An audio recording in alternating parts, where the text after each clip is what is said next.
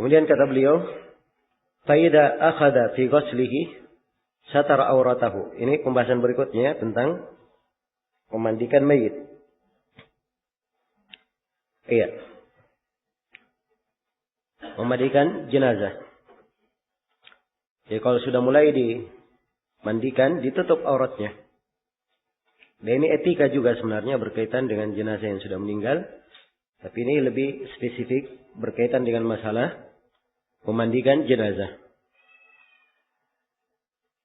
Memandikan jenazah itu hukumnya fardu kifayah menurut kesepakatan ulama. Kalau sudah ada sebagian yang memandikannya, maka gugur terhadap sebagian yang lain. Sebagaimana mengkafaninya juga adalah fardu kifayah. Demikian pula mensolatinya dan menguburkannya adalah apa? Fardu kifayah. Iya. Baik. Jadi kalau mulai sudah dimandikan, yang pertama dilakukan satara auratah. Dia menutup auratnya. Dan ini wajib tentunya.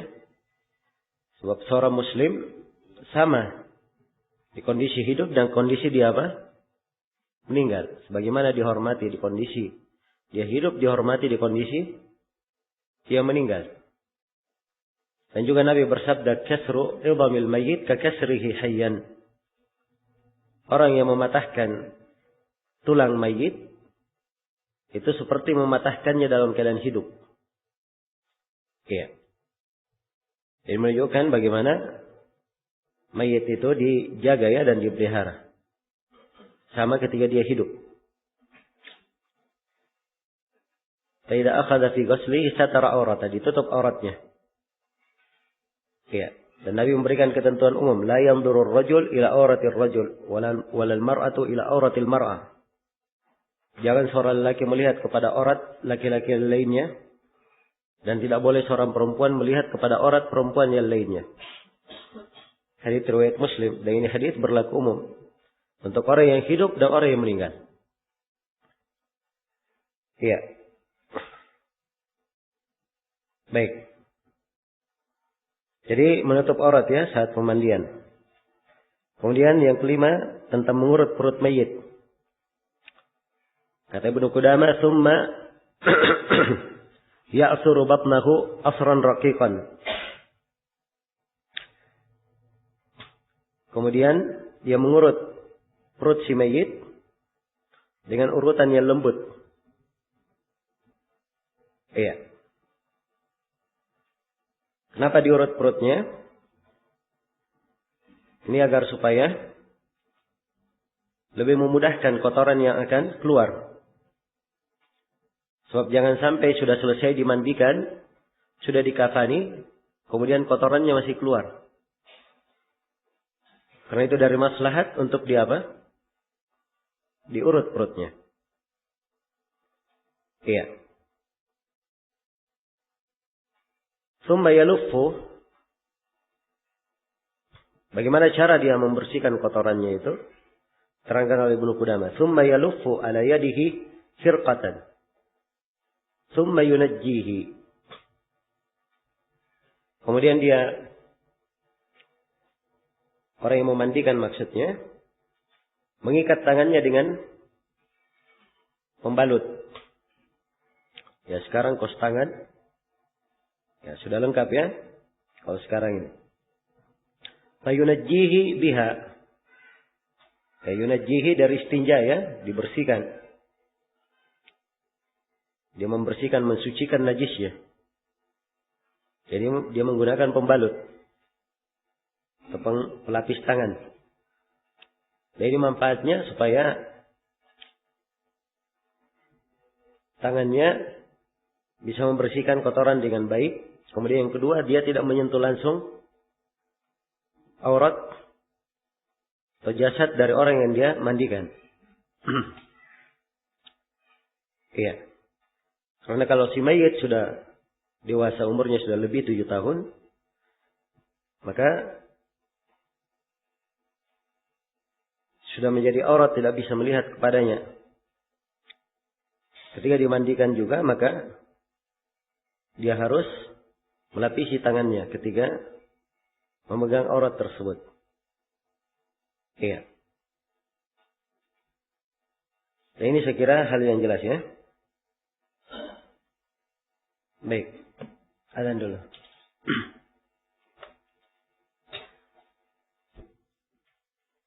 Kemudian Ibnu Qudamah rahimahullah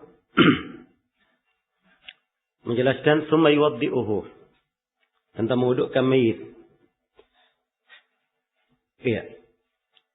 Diwudukkan si mayit itu seperti mewudukkan dia untuk salat. Dan ini adalah hal yang disunnahkan karena pada putri Zainab yang dimandikan, Ummu Atiyah berkata, Nabi bersabda ketika putri Nabi Shallallahu Alaihi Wasallam yaitu Zainab radhiyallahu taala anha meninggal, Nabi berkata, ibda'na bimayaminiha wa mawadhi'il wudu'i minha. Kalian mulai dari yang kanannya dan anggota wudunya. Iya. Ini dalil tentang mewudukkan.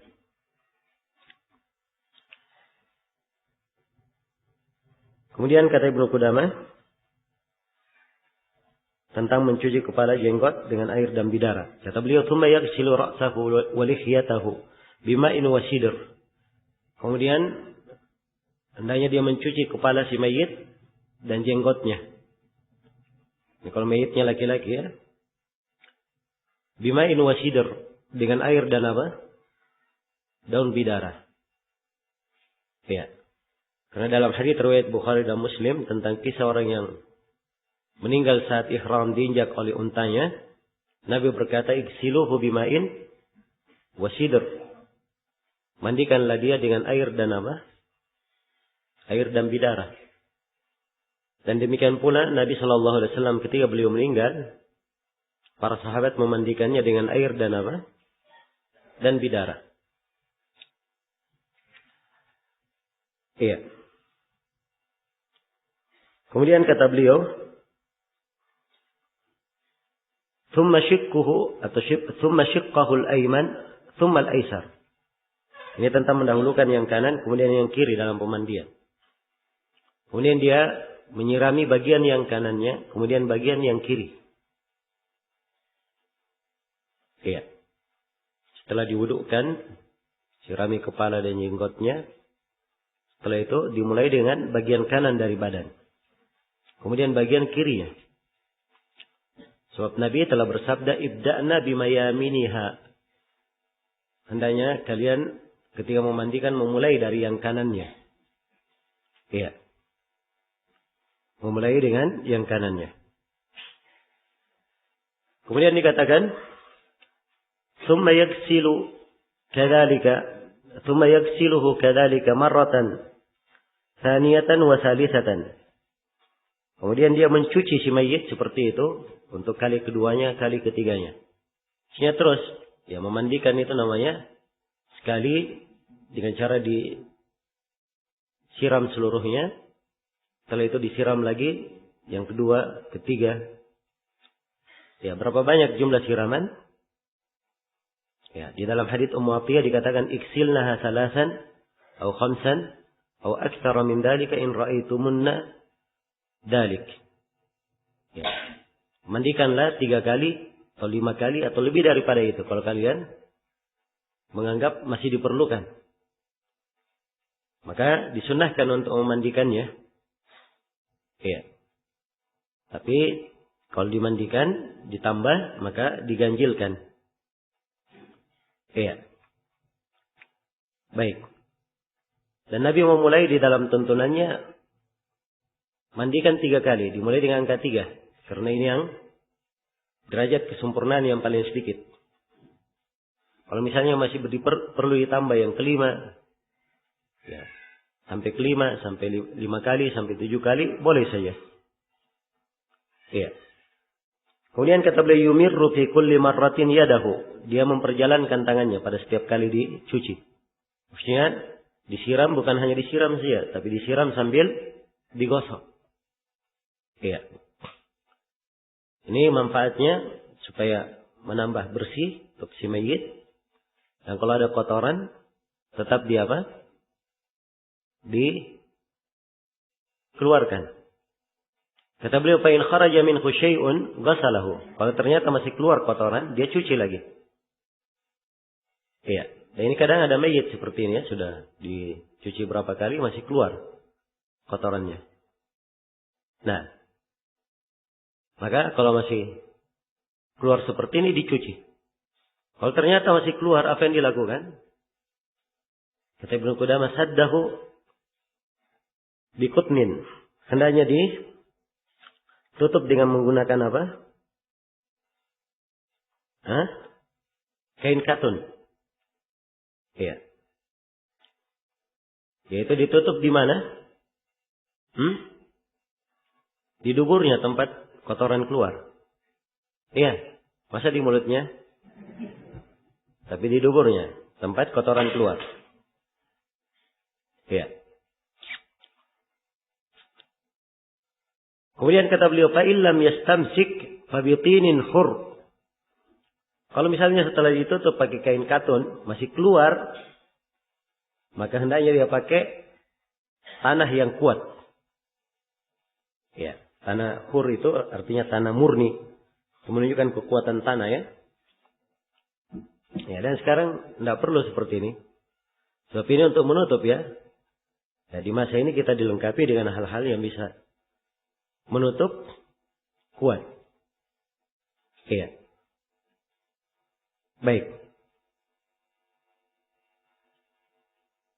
Kemudian kata beliau, kalau misalnya dia masih keluar seperti itu, apa yang dilakukan?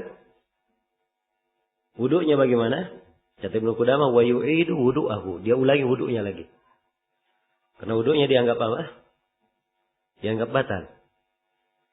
Tapi ini pendapat sebagian ulama.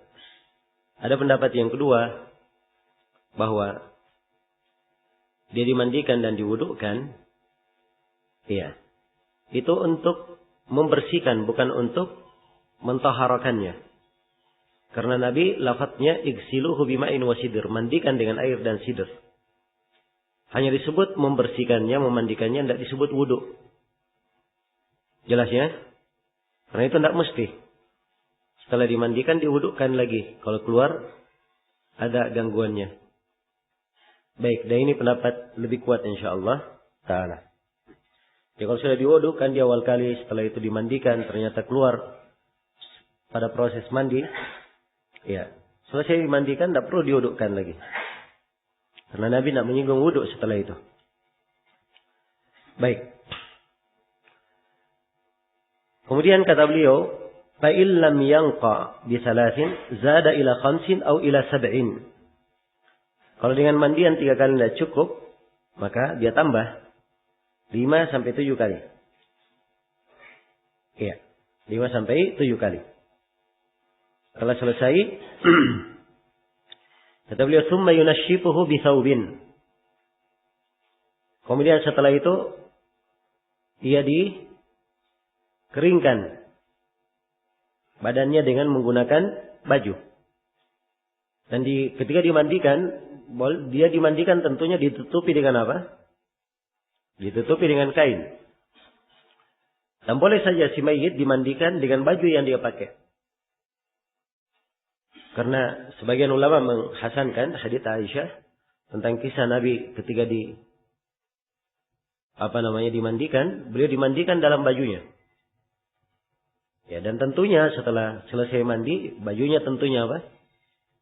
Dilepaskan. Sebab tidak mungkin dalam keadaan basah bajunya di badan, kemudian dikafani.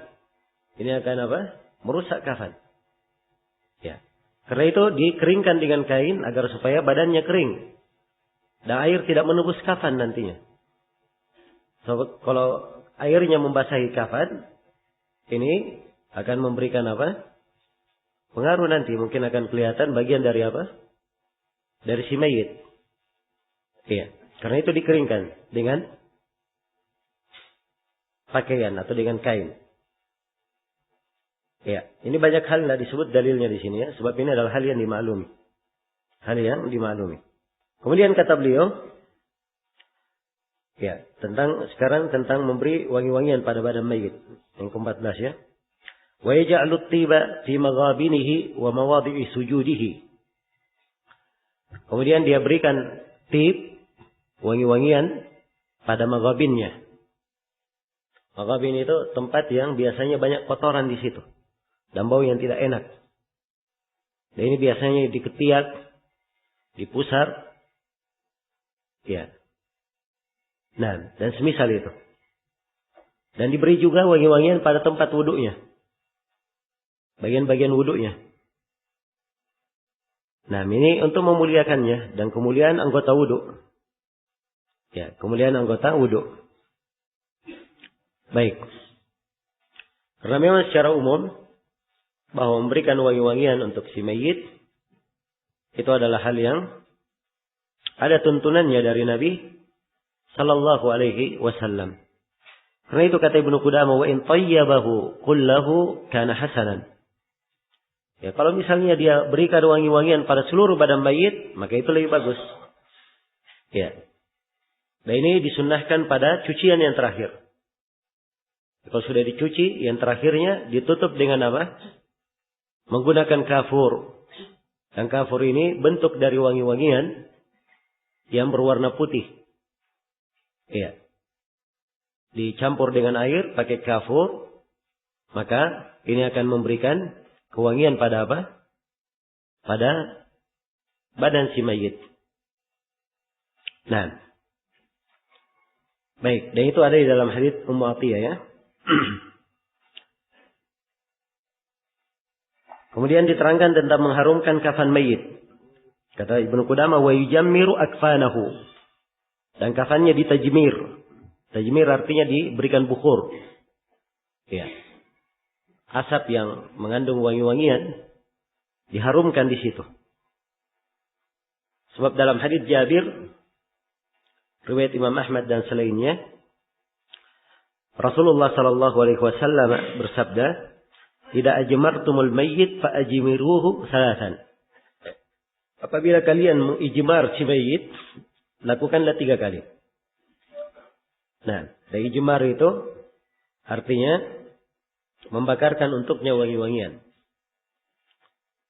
Baik.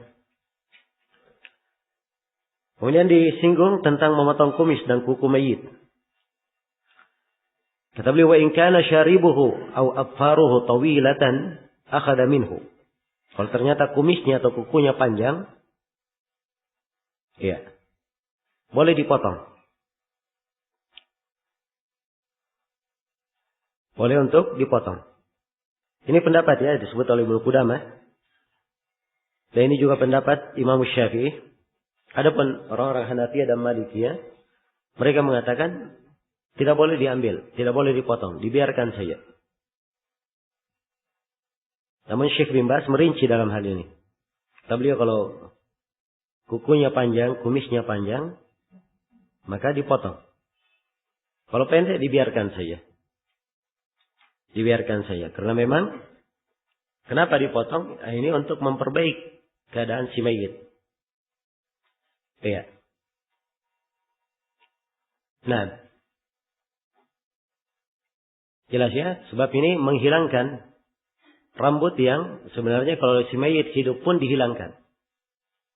Maka demikian pula si mayit ini kalau dia pakai gigi emas, misalnya, ya, dan mungkin dicabut tanpa membahayakan si mayit, dicabut. Karena itu dari harta peninggalan siapa? Si mayit. Dan membiarkannya ikut terkubur, itu artinya membuang-buang harta. Iya. Dan dilarangnya membuang-buang harta. Baik. Kemudian dikatakan di sini tentang masalah menyisir rambut mayit. Wala yusarrihu sya'rahu. Dan tidak boleh mentasrif. Menyisir sya'rahu, rambutnya. Kenapa tidak boleh? Karena kalau disisir, katanya itu akan membuat rambutnya jatuh atau terputus. Dan ini membahayakan si mayit. Iya. Akan membahayakan si mayit. Baik. Kemudian kata beliau, wal mar'atu yudfaru sya'ruha thalatha qurun wa yusdalu mi wara'iha. Adapun perempuan